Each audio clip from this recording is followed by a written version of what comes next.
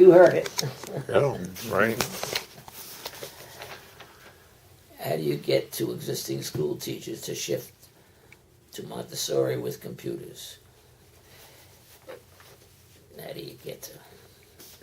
It's a lot of sitting down with them to get that one idea in everybody's head. Well, you get them the materials and you sit them down and you give them a class where they, in fact, are the kids. I used to run, when I started to develop this stuff, I ran a school within a school. Mm-hmm. The principals were the teachers in the summer, the same kids that the teachers were teaching, only we videotaped them.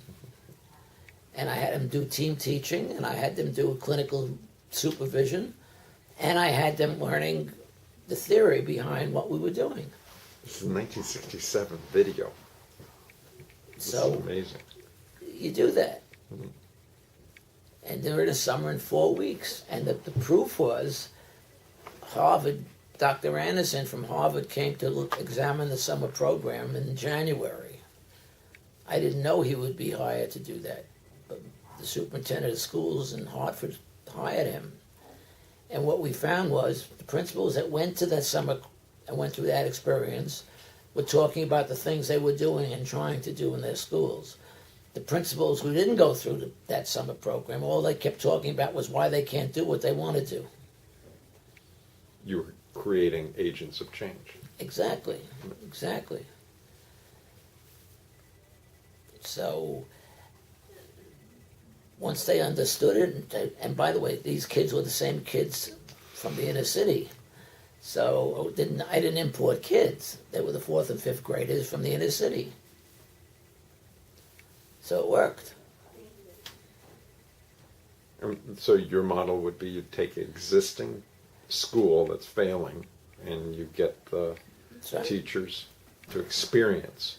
But I also want the principals experiencing. Okay, right. I want the principal to go through it. Mm-hmm. So when they're talking to their teachers, they're talking from a 4-week experience, under supervision, under television, and under their peers. Because I was tired of hearing that these kids are misbehaving and doing all this other crap. They were misbehaving because they weren't able to learn the way we were teaching them. Yeah.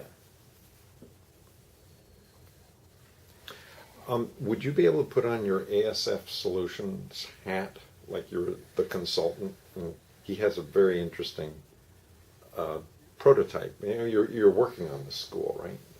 I'm setting up I'm working on setting up a school in the Bahamas, and the school is it's an intensive English program. Let me start back. The model within my industry, I work in an industry called the language travel industry. And it originally started in the 1920s, and it was the idea that somebody was going on a tour someplace, and they were going to go stay in, I guess, Paris for a month, and they said, oh, I want to take French lessons, and the travel agent would make some phone calls and arrange these classes. And over time, a subgenre of this the travel industry developed, and it's language travel, where these schools developed. So all around the country now, in destination locations, Miami, New York, Boston, San Francisco, LA, whatever, and now even in Chicago and other areas, you have these language travel schools.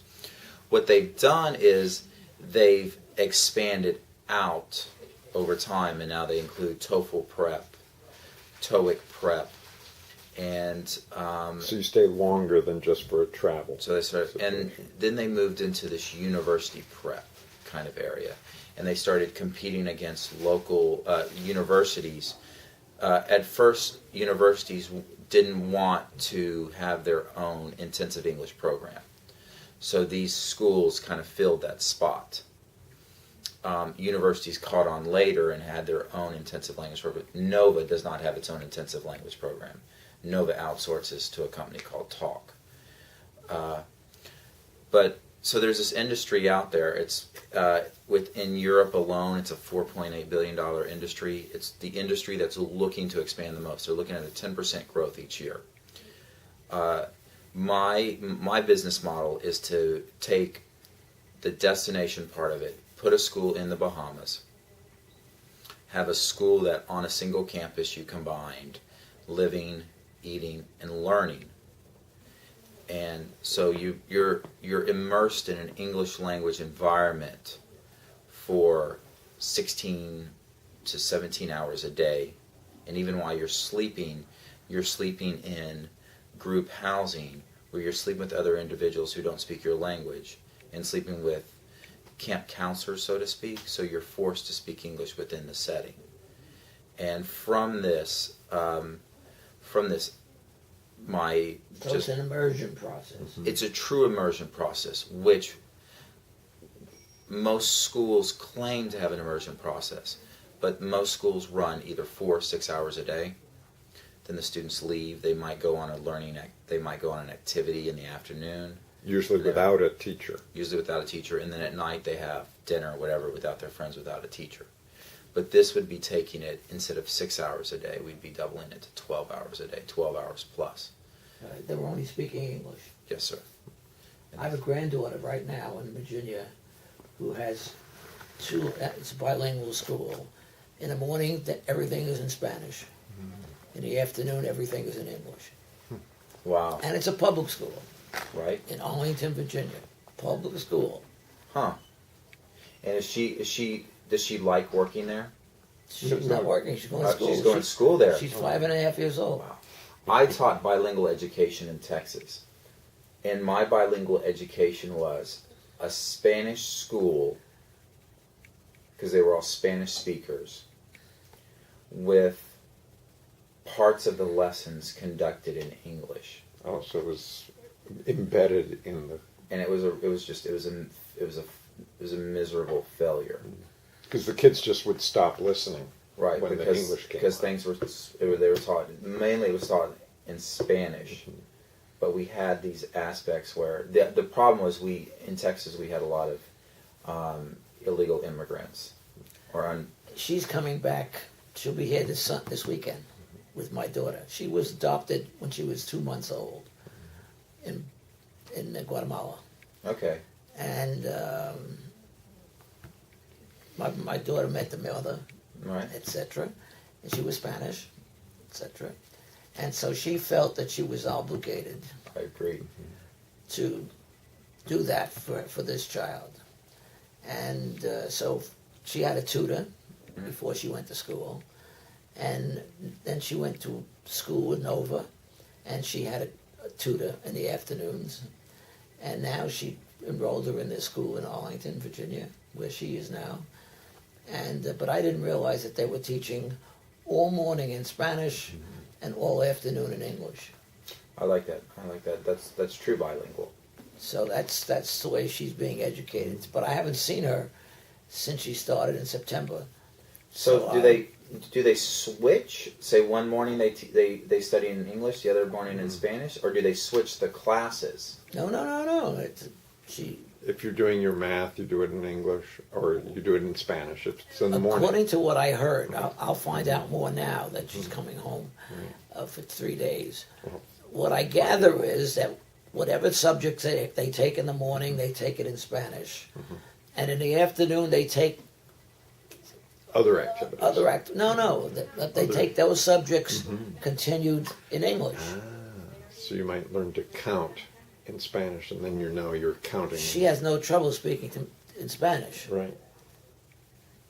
But And someone next to her may be English predominantly and is picking it up. I'm assuming she's predominantly English also, because when she was down here, the only Spanish she had was a tutorial and my daughter, who speaks her in Spanish, because she happens to know Spanish. Right.